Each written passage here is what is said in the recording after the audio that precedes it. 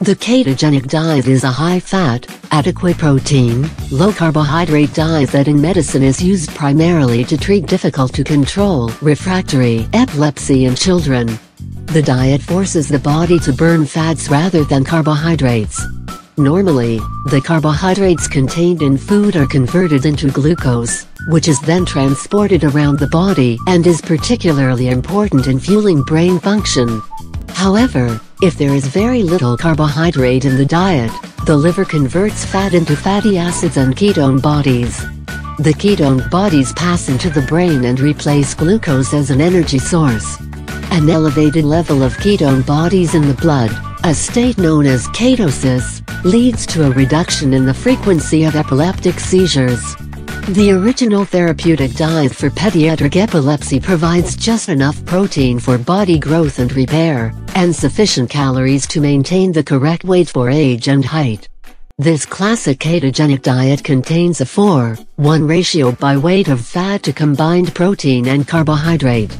This is achieved by excluding high-carbohydrate foods such as starchy fruits and vegetables, bread, pasta, grains and sugar, while increasing the consumption of foods high in fat such as nuts, cream and butter.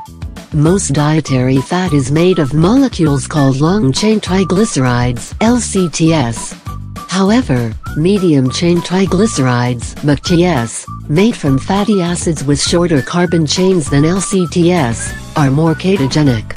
A variant of the classic diet known as the MCT ketogenic diet uses a form of coconut oil, which is rich in MCTs, to provide around half the calories.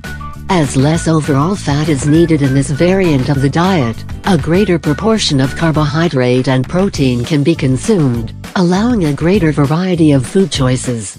The classic therapeutic ketogenic diet was developed for treatment of pediatric epilepsy in the 1920s and was widely used into the next decade, but its popularity waned with the introduction of effective anticonvulsant drugs. In the mid-1990s, Hollywood producer Jim Abrahams, whose son's severe epilepsy was effectively controlled by the diet, created the Charlie Foundation to promote it. Publicity included an appearance on NBC's Dateline program and First Do No Harm, 1997, a made-for-television film starring Meryl Streep.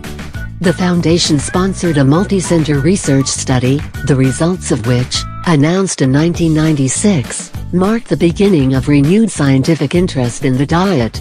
Almost half of children and young people with epilepsy who have tried some form of this diet saw the number of seizures drop by at least half, and the effect persists even after discontinuing the diet. The most common adverse effect is constipation, affecting about 30% of patients. This was due to fluid restriction, which was once a feature of the diet, but this led to increased risk of kidney stones, and is no longer considered beneficial.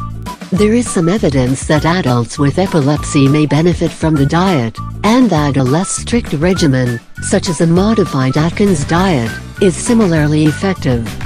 Clinical trials and studies in animal models, including C. elegans, suggest that ketogenic diets provide neuroprotective and disease-modifying benefits for a number of adult neurodegenerative disorders.